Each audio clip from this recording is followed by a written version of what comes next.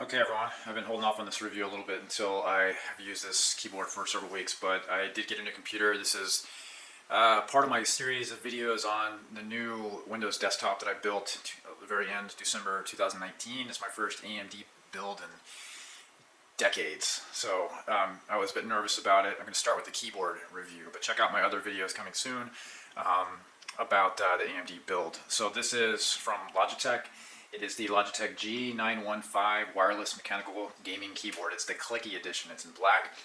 And there's a few other videos out there about this one. And this keyboard, you don't have to spend this kind of money on a keyboard. You can get a keyboard for $10, $15.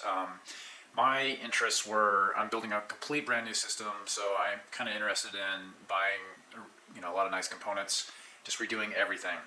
So I spent a little money on the keyboard, of course. And the important characteristics to me were that it's going to be good with gaming. It's going to be comfortable to use. It'll have the texture that I'm familiar with. I don't know if texture is the right word, but the same feel that I'm used to with keyboards, what I like, what I don't like. And then be able to use it well with my media applications, which is not really a big deal. I have unique requirements around, I like the volume control to be easily accessible, up and down scroll. I think that's handy. Mute button, easy to find. I went wireless this time, and I was extremely nervous about that. In that I play games, first-person games like Call of Duty, PUBG, Overwatch, and I did not want any kind of delay. I don't want to fiddle with the connectivity. It doesn't connect. I don't want to deal with any of that stuff. So I bought a Logitech mouse that has this lightspeed technology. It's a high frequency, fast update mouse, and I was very happy with that. It's wireless and it does very well on the games that I like to play. So I'm trying it now with their keyboards. And what it is, it's just you plug it into a USB port. It has a long cord. I'm not sure you can see that here, but a long cord, and it just has a USB device that it's a receiver. And it's specific to their lightspeed technology, and it allows quick updates to activity occurring on the keyboard. And right now, I'm not noticing any difference at all in speed on Call of Duty, PUBG, Overwatch with using this gaming. There's no lag. I'm not a great player, but I've been playing it long enough to know when there's lag, and I'm not finding any from this keyboard. If you unlikely did see some, you could plug it directly in with the USB cord here.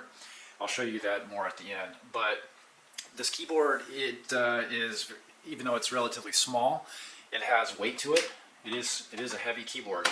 You can tell it's pretty high quality. It won't push around on the desk that much due to the weight. It has risers on the back that you could put it at an angle, right here. So yeah, hard to see, but that's what it is. It also has RGB lighting, which is, some people could think it's ridiculous, but it was part of this keyboard. Most of the gaming keyboards these days, medium range to high end range have the lighting. It's fine. It wasn't my primary factor, but I do like Logitech. I think they've been good over the years. I can sync the red lighting to my Logitech headphones, which are pretty cool. Make that light, and I can do the same lighting on my computer RGB fans as well. And then I have an Asus monitor stand, a gaming monitor that also has red. You don't have to do that. It's just I thought I can't change the red on the monitor. I'll just make it all red for fun. So the keyboard is pretty low hassle so far. The battery's lasting a long time. It is easy to charge. You just plug it in basically. It's the Clicky version. You can buy two other types of versions. I tend to not like the extremely quiet, keys that you barely press and they react and you can't hear them. I like the feedback of the clicks. I would have liked to be able to test the keyboard in a store a bit more, just to see the difference between them. The Clicky is loud. So if you're sitting next to someone in an office, it'd probably drive me crazy. It's a little bit more loud than my other Logitech gaming one that I had. I had that one for about a little over a year, and I am concerned that quality on that one, the keys just disintegrated at about 13 to 15 months. Might have been 2 years on that one, but The keys just completely are falling off. So I have concerns about the longevity of this one. Anyway, so Clicky's pretty loud. It is comfortable. I type pretty fast. The spacing between the keys is a little bit smaller than other keyboards I've had.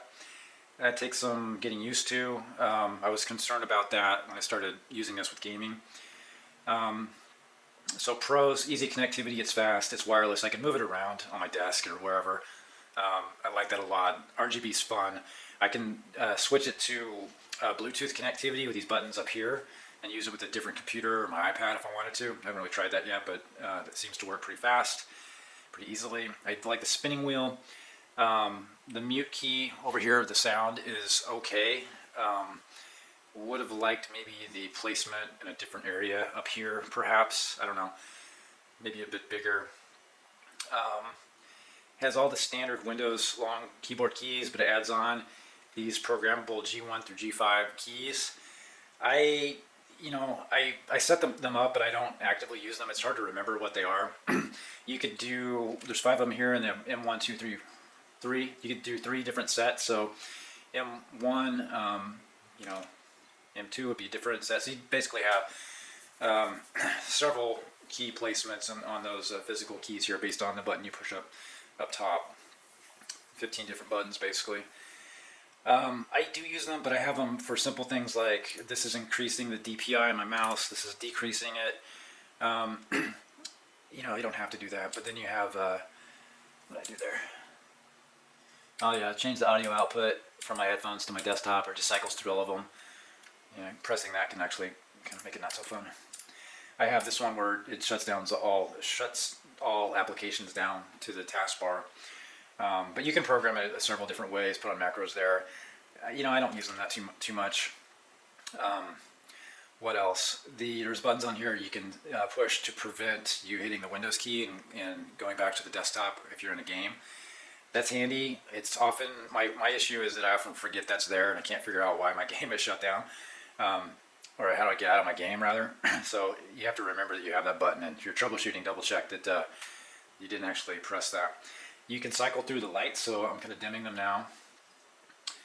But there is a method here to also, there's hotkeys where you can change the color as well, the different lighting schemes that you have programmed in there.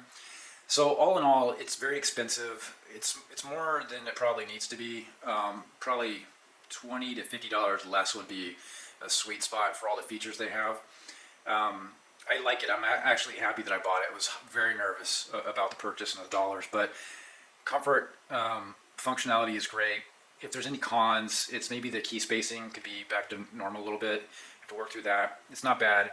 Also, there's no wrist landing area here, which past keyboards that's come with a plastic piece you can add onto it. I think it's just me getting used to it, but that's a difference. But so far so good. I want to know about the longevity of it.